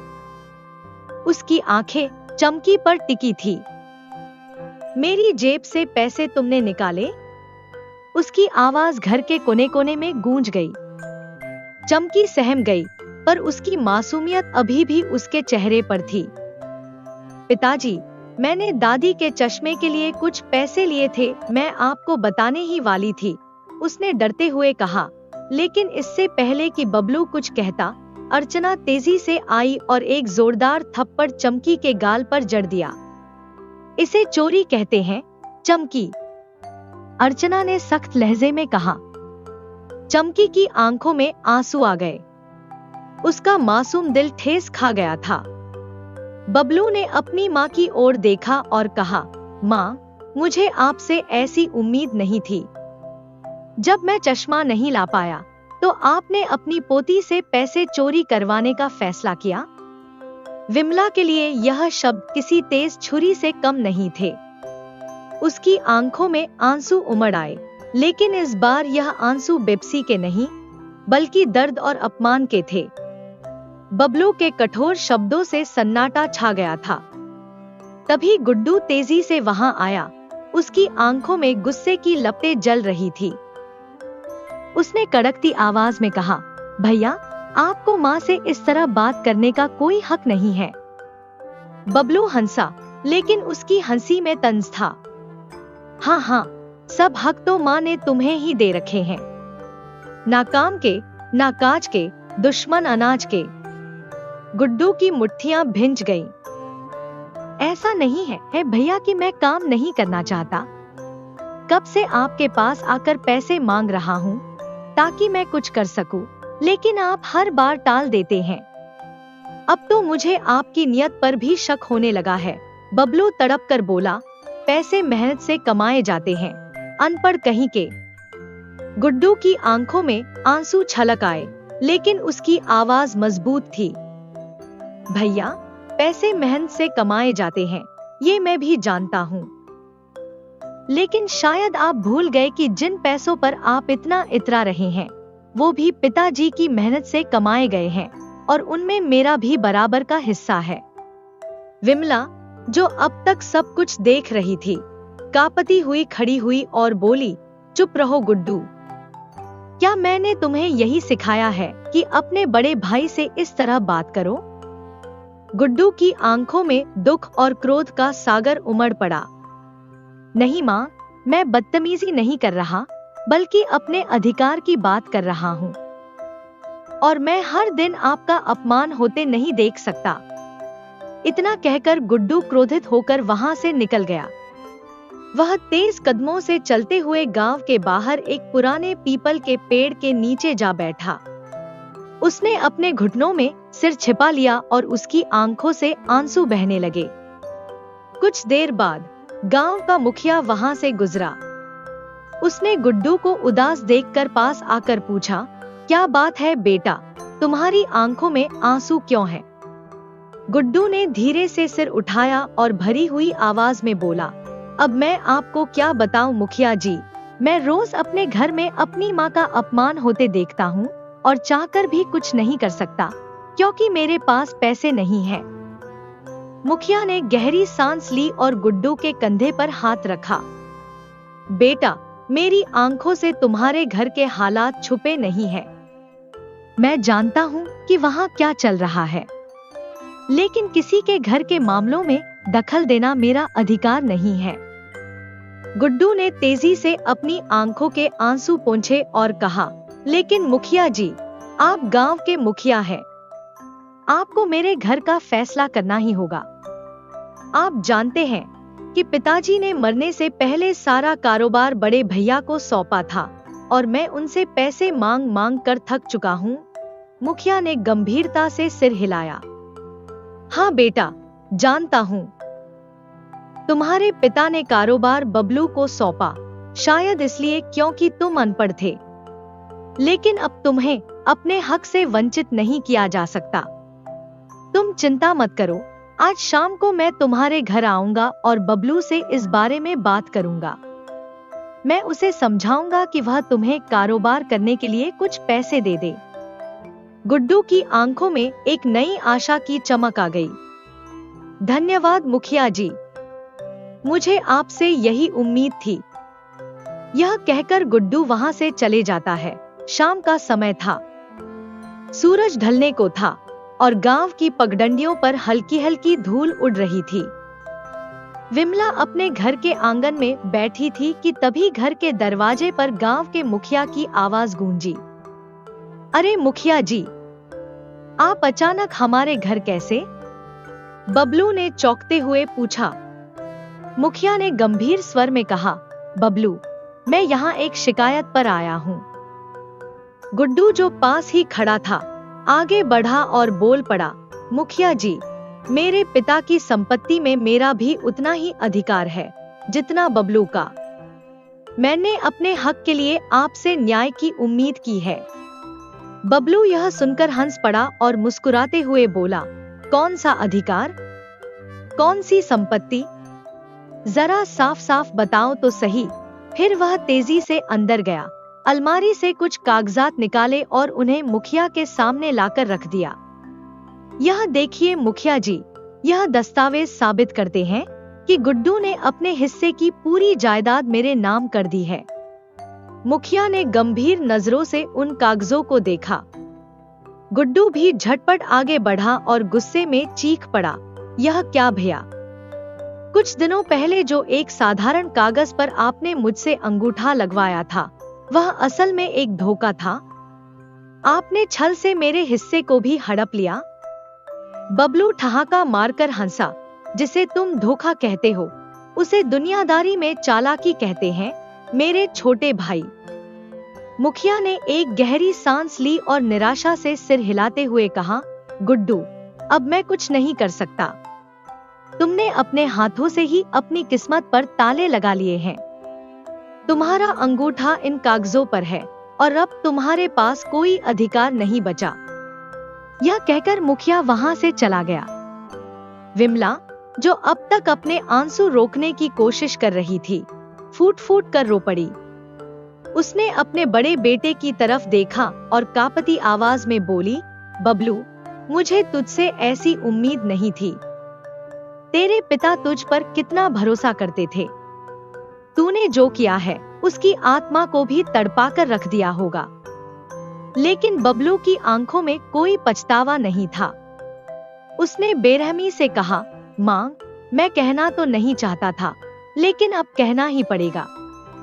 अब मैं तुम्हारी और गुड्डू की शक्ल अपने घर में और बर्दाश्त नहीं कर सकता।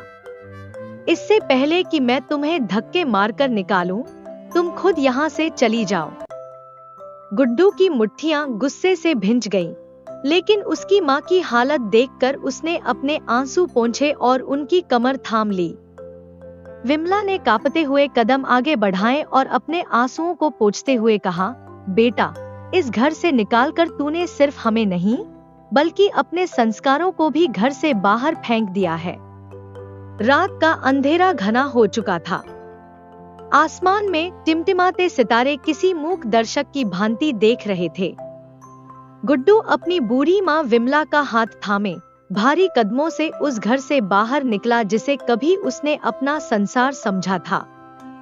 आंखों में आंसू थे, दिल में दर्द, लेकिन चेहरे पर दृढ़ संकल्प की झलक थी। दोनों मां बेटे खाली सड़क पर भटकते रहे थे। तभी गांव के मुखिया, जो पहले ही इस अन्याय को देखकर व्यथित थे, सामने आकर बोले, विमला जी, आपके पति ने मुझ पर कई उपकार किए हैं। मैं आपको यूं सड़कों पर भटकने नहीं दूंगा। विमला ने भारी मन से जवाब दिया, मुखिया जी, हम आपके ऊपर बोझ नहीं बन सकते। हमारी किस्मत जहां ले जाएगी हम वहीं चले जाएंगे, लेकिन आपके घर नहीं रह सकते। मुखिया ने गहरी सांस लेते हुए कहा, अगर मेरे घर नहीं रह सकते तो कोई बात नहीं, लेकिन गांव की सीमा पर मेरी एक जमीन है जहां एक छोटी सी झोपड़ी बनी हुई है। वहां कोई नहीं रहता। आप दोनों चाहे तो वहां रह सकते हैं। कम से कम छत तो होगी आपके सिर पर। विमला कुछ देर तक मौन रही। उसके पास कोई और विकल्प भी नहीं था। भारी मन से उसने सहमति में सिर हिलाया। अब गुड्डू और विमला उस झोपड़ी में रहने लगे। वह जगह शांत थी, लेकिन खाली पेट को शांति से ज्यादा रोटी की जरूरत थी। एक दिन विमला अपने बेटे के पास बैठी और बोली, गुड्डू, तुम्हारे बड़े भाई ने तुम्हारे साथ बहुत बड़ा धोखा किया, लेकिन अब तुम्हें कुछ करना होगा बेटा। गुड्डू ने अपनी माँ की आंखों में उम्मीद की एक चमक देखी। उसने मुस्कुराकर कहा, चिंता मत करो माँ, मैं अनपढ़ हूँ तो क्या हुआ, मजदूरी तो कर सकता हूँ। मैं आपको भूखा नहीं रहने दूंगा। यह कहकर गुड्डू काम की तलाश में निकल पड़ा। दिन भर भटकने के बाद उसे एक जगह मजदूरी करने का काम मिल गया। उसने बिना देर किए काम शुरू कर दिया। मिट्टी उठाना, ईंटें ढोना, पसीने में भीगना, ये सब उसके लिए नया था, लेकिन उसकी मेहनत में कोई कमी नहीं थी। शाम ढल रही थी और गुड्डू दिन भर की मेहनत के बाद अपने झोपड़े की ओर लौट रहा था कि अचानक एक भारी ईंट उसके सिर पर गिर गई। दर्द से चीखते हुए वह जमीन पर गिर पड़ा। कुछ लोग दौड़े और उसे संभालने लगे। किसी ने पानी के छींटे मारे तो किसी ने सहारा देकर उसे उठाने की कोशिश की। गांव के कुछ भले लोग उसे उसकी झोपड़ी तक छोड़ने आए। विमला ने जब अपने बेटे को खून से सना देखा तो घबरा गई। उसकी आंखों में आंसू छलक पड़े।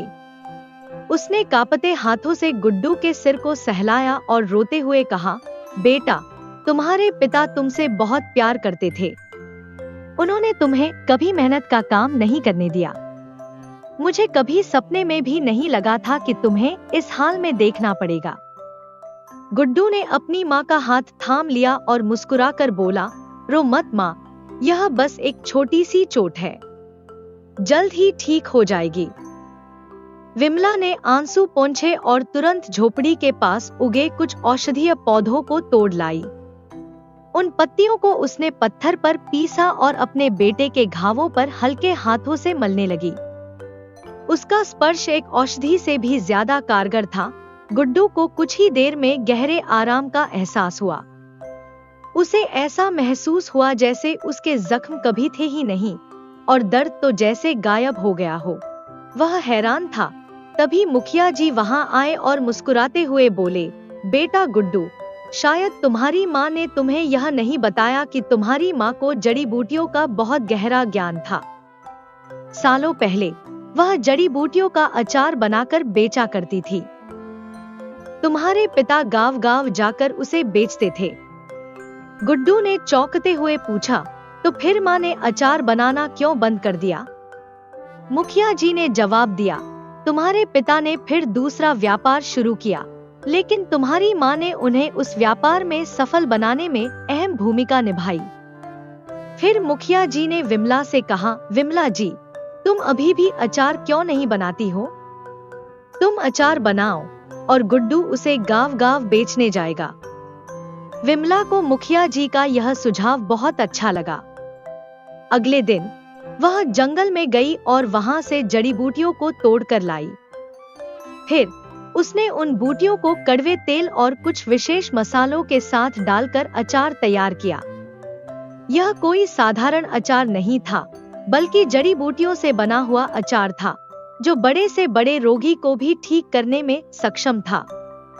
विमला ने गुड्डू से कहा, बेटा, यह अचार साधारण नहीं है। इसे बेचने जाते समय लोगों को इसके गुणों के बारे में जरूर बताना। गुड्डू अचार बेचते हुए गली गली घूम रहा था और बार बार यही कह रहा था, जादुई जड़ी बूटियों का अचार ले लो, इसे खाओ और स्वस्थ हो जाओ। उसकी आवाज में एक विश्वास और उत्साह था, मानो वह खुद इस अचार के असर को जानता था। तभी एक स्त्री, जो उम्र में गुड्डू से बड़ी थी, उसकी ओर बढ़ी और बोली, अरे भैया, क्या तुम्हारा यह अचार वाकई जड़ी बूटियों से बना है? गुड्डू ने उत्साहित होकर जवाब दिया, हाँ दीदी, इसे मेरी माँ ने अपने हाथों से बनाया है।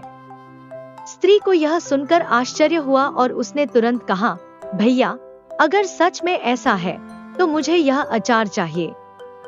गुड्डू ने वह अचार महिला को दे दिया और फिर आगे बढ़ते हुए दूसरे घरों में भी अचार बेचने लगा। शाम को गुड्डू अपनी माँ के पास आया और उसने कुछ पैसे माँ के हाथ में रख दिए। वह हर्षित होकर बोला, माँ, आपने जो अचार बनाया था वह सब बिक गया। ईश्वर की कृपा है। विमला मुस्कुराई और कहा, बेटा, और भी बहुत सारा अचार रखा है, कल वह भी बिक जाएगा। अगले दिन गुड्डू फिर से अचार बेचने निकल पड़ा। कुछ दिन इसी तरह बीत गए, लेकिन एक दिन वही स्त्री खुशी से भरी हुई गुड्डू और विमला की झोपड़ी तक पहुंची। उसकी आंखों में चमक थी और वह बोली, भैया, बड़ी मुश्किल से आपका पता करते करते मैं यहाँ तक आई हूँ। गुड्डू और विमला हैरान थे, तो स्त्री ने आगे कहा, आपने जो अचार मुझे दिया था वह हमारे घर के लिए एक वरदान साबित हुआ। मेरे पति को लाइलाज बीमारी थी। डॉक्टर ने कहा था कि वह कुछ ही दिनों के मेहमान हैं। हम सब कुछ उनका इलाज करने के लिए कर चुके थे, लेकिन कोई असर नहीं हुआ। तभी मैंने वही अचार उन्हें दिया जो आपने मुझे दिया था, और अब देखिए, मेरे पति पूरी तरह से स्वस्थ हो गए हैं। डॉक्टर भी उनकी रिपोर्ट देखकर हैरान रह गए हैं। इतना कहकर उस स्त्री ने ढेर सारे रुपए विमला के हाथ में रख दिए और कहा, यह आपके अचार की महिमा है, माँ। फिर उसने ढेर सारी दुआएं दी और अपने स्वस्थ पति के साथ वहां से चली गई। विमला और गुड्डू दोनों की आंखों में आंसू थे, पर दिल में संतोष और खुशी का एहसास था। गुड्डू खुश होते हुए कहा, अरे वाह माँ, आपके हाथों का बनाया हुआ जड़ी बूटियों का अचार तो वाकई जादू ही निकला।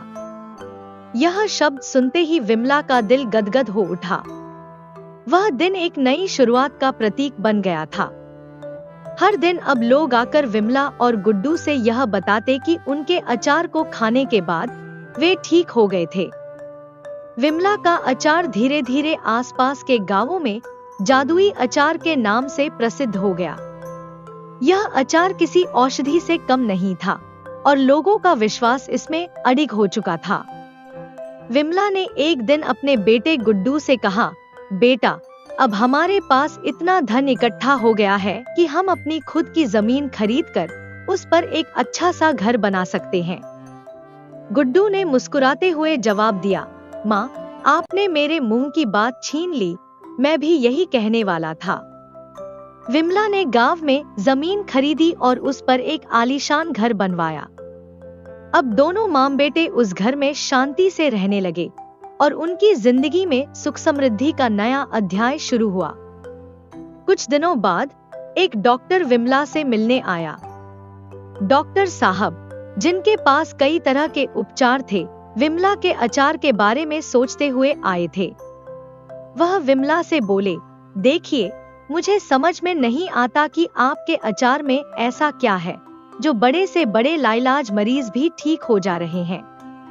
आप अपने अचार में ऐसी कौन सी दवाई मिलाती हैं? विमला ने मुस्कुराते हुए कहा, डॉक्टर साहब, मैं कोई दवाई नहीं मिलाती। बस मुझे अपने दादा परदादा से जड़ी बूटियों का ज्ञान मिला था। मेरी दादी ने मुझे इन बूटियों का अचार बनाना सिखाया था। मैं बस वही अचार बनाती हूँ और फिर ईश्वर की कृपा से लोग ठीक हो जाते हैं।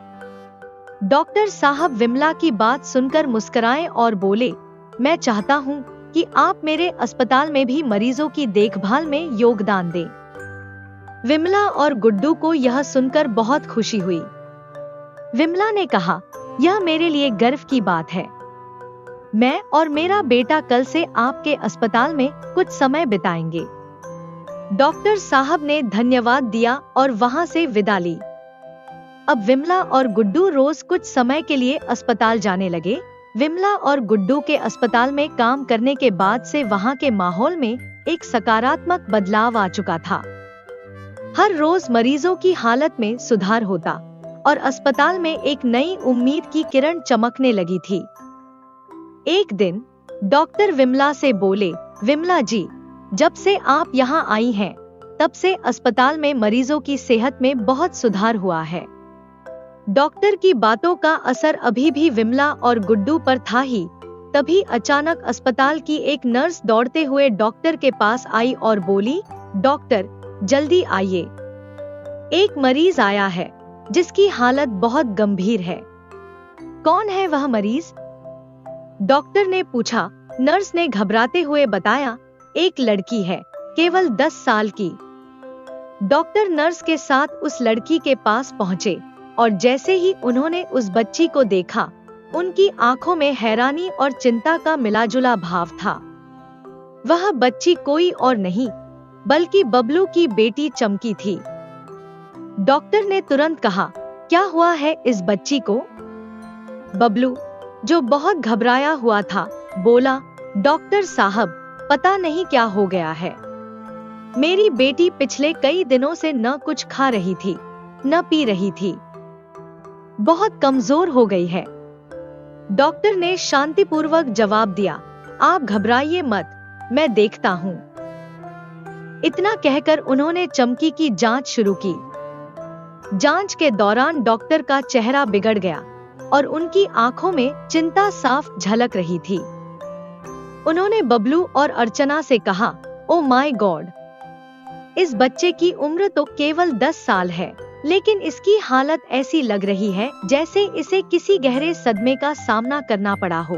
अर्चना ने कांपते हुए कहा, डॉक्टर साहब, मेरी बेटी को अपनी दादी और चाचा से बहुत लगाव था, लेकिन पारिवारिक झगड़ों के कारण हमने उन्हें घर से बाहर निकाल दिया था।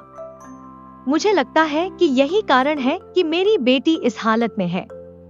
डॉक्टर ने गंभीरता से कहा, इन्हें जितना जल्दी हो सके बुला लीजिए। अगर वे नहीं आए तो आपकी बेटी का बचना बहुत मुश्किल हो सकता है। अर्चना और बबलू की हालत देखकर डॉक्टर ने एक बार फिर चमकी को चेक किया, लेकिन इस बार डॉक्टर का चेहरा और भी उतरा हुआ था। उन्होंने बबलू की ओर देखा और गहरी आवाज में कहा, I am sorry, she is no more. आपकी बच्ची अब इस दुनिया में नहीं रही। यह सुनकर बबलू और अर्चना का दिल टूट गया। दोनों फूट फूट कर रोने लगे, जैसे उनके सामने पूरी दुनिया ही सिमट गई हो। दोनों अस्पताल के बाहर आ गए और अर्चना ने बबलू का कंधा पकड़ लिया। दोनों की आंखों में निराशा और दर्द की लहर थी। चमकी, जो कभी उनके जीवन का एक प्यारा हिस्सा थी, अब हमेशा के लिए चली गई थी। दूसरी ओर डॉक्टर के चेहरे पर मायूसी देख विमला ने चिंता से पूछा, क्या हुआ डॉक्टर साहब, आपकी चेहरे पर इतनी उदासी क्यों है? डॉक्टर ने गहरी सांस ली और कहा, विमला जी, एक 10 साल की बच्ची जिसकी हालत बहुत गंभीर थी, अब इस दुनिया में नहीं रही।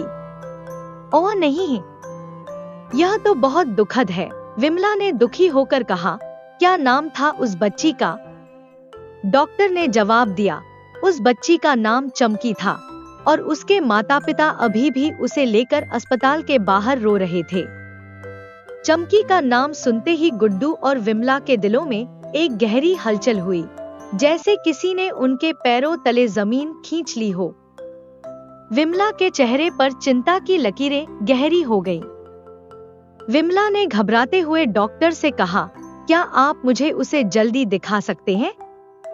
मुझे डर है कि कहीं वह मेरी पोती तो नहीं। डॉक्टर ने सिर हिलाया और दोनों को तेजी से चमकी के पास ले गया।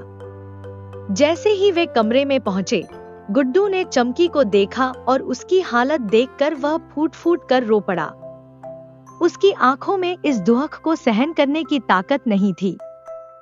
विमला ने चमकी का हाथ पकड़ा और उसकी नाजुक हथेली पर अपनी ममता बरसाते हुए जोर जोर से रोने लगी। तुम ऐसी नहीं जा सकती चमकी, मैं अभी कुछ दिनों बाद तुमसे मिलने आने वाली थी। विमला की आवाज में पीड़ा थी। तभी अचानक विमला के दिल में एक हलचल सी हुई। उसका चेहरा एक अजीब सी चमक से भर उठा और उसने गुड्डू से कहा, तुम जल्दी से जड़ी बूटियों वाला अचार लेकर आओ। इसकी नब्ज बहुत धीमी है, लेकिन इसे बचाया जा सकता है। गुड्डू, जैसे किसी ने उसे आदेश दिया हो, बिना समय गंवाए दौड़ते हुए जड़ी बूटियों का अचार लेकर वापस आया। विमला ने वह अचार एक चम्मच से चमकी के होठों तक पहुंचाया और ममता भरी आवाज में कहा, चमकी बेटा, आंखें खोलो, मैं तुम्हारी दादी हूँ, तुम्हें लेने आई हूँ। विमला की आवाज सुनते ही चमकी के शरीर में हलचल हुई और एक अजीब सी ऊर्जा ने उसे घेर लिया। धीरे धीरे उसकी आंखें खुलने लगी और उसकी आंखों में जीवन की एक नई झलक दिखाई दी। चमकी ने धीरे से अपनी आंखें खोली और उसने जैसे ही अपनी दादी विमला को सामने देखा, उसकी आंखों से आंसू झरझर बहने लगे। वह किसी छोटे बच्चे की तरह अपनी दादी से लिपट गई और सुबकते हुए बोली, दादी, आप मुझे छोड़कर कहाँ चली गई थी? मैं आपको बहुत याद करती थी। विमला ने प्यार से उसके सिर पर हाथ फेरते हुए कहा, नहीं बेटा, अब मैं तुझे कभी अकेला नहीं छोड़ूंगी। मैं तुझे हमेशा अपने पास रखूंगी। डॉक्टर, जो यह सब देख रहा था, हैरान था। उसने विमला की ओर देखते हुए कहा, विमला जी, मैंने अपने पूरे करियर में ऐसा चमत्कारी केस पहले कभी नहीं देखा। यह सचमुच किसी जादू से कम नहीं।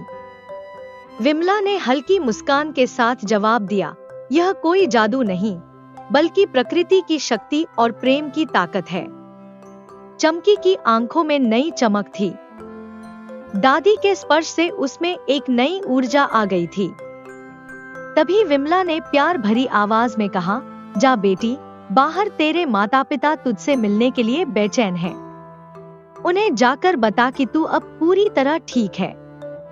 चमकी ने मुस्कुराकर सिर हिलाया और अस्पताल के दरवाजे की ओर भागी। बाहर पहुंचते ही उसने जोर से पुकारा, माँ, पापा। बबलू और अर्चना, जो अब तक रो रहे थे, चमकी की आवाज सुनते ही चौंक गए। उन्होंने देखा कि उनकी बेटी दौड़ती हुई उनकी ओर आ रही थी, पहले की तरह हंसती खिलखिलाती हुई। चमकी दौड़कर बबलू के गले से लिपट गई। पापा, मैं ठीक हो गई। देखो, मैं बिल्कुल ठीक हूँ। अर्चना की आंखों में अविश्वास और खुशी के आंसू उमड़ पड़े। उसने बबलू का हाथ थामते हुए कहा, बबलू, हमारी बेटी सही हो गई। यह सच में किसी चमत्कार से कम नहीं। बबलू ने चमकी को अपनी बाहों में कसकर पकड़ लिया। उसकी आंखों में भीगती हुई कृतज्ञता झलक रही थी। वह बुदबुदाया, मुझे अपनी आंखों पर विश्वास नहीं हो रहा है। हमारी चमकी हमारे पास वापस आ गई। उसी समय डॉक्टर ने हल्की मुस्कान के साथ कहा, यह चमत्कार तुम्हारी माँ और तुम्हारे भाई की वजह से हुआ है। तुम्हारी बेटी को बचाने वाले असली लोग यही हैं। बबलू और अर्चना ने आश्चर्य से पीछे पलटकर देखा। वहां विमला और गुड्डू खड़े थे, एक शांत मुस्कान के साथ। बबलू का दिल अपराध बोध से भर गया। उसकी आंखें झुक गईं और वह कांपती हुई आवाज में बोला, माँ, मुझे माफ कर दो। शायद मेरे बुरे कर्मों की सजा मेरी बेटी को भुगतनी पड़ी। मुझे समझ आ गया कि असली दौलत परिवार होता है, कागज के टुकड़े नहीं। फिर वह गुड्डू की ओर मुड़ा और हाथ जोड़कर कहा, भाई मुझे माफ कर दो। मैं लालच में अंधा हो गया था, लेकिन अब समझ आया कि दुनिया में सबसे कीमती चीज अपनों का प्यार होता है। गुड्डू की आंखें भी भर आईं। वह आगे बढ़ा और अपने बड़े भाई को गले लगा लिया। विमला ने भी प्यार से बबलू के सिर पर हाथ फेरा और कहा, बेटा अब हम सब फिर से एक साथ रहेंगे। जीवन में गलतियां सभी से होती हैं, लेकिन उनका एहसास होना ही असली जीत होती है। उस दिन के बाद पूरा परिवार फिर से एक हो गया। विमला, गुड्डू, बबलू, अर्चना और चमकी सब एक साथ पहले से कहीं ज्यादा प्यार और विश्वास के साथ रहने लगे। उनका घर अब सिर्फ 4 दीवारों का नहीं, बल्कि सच्चे प्रेम और अपनत्व का एक मंदिर बन चुका था। दोस्तों, अगर आपको वीडियो अच्छी लगी हो तो जाने से पहले प्लीज इस वीडियो को लाइक और चैनल को सब्सक्राइब करते हुए जाइए। और हाँ, कमेंट में लिखकर जरूर बताएं कि आपको वीडियो कैसी लगी। धन्यवाद। हंसते रहिए, मुस्कुराते रहिए, लाइफ में मोटिवेटेड रहिए।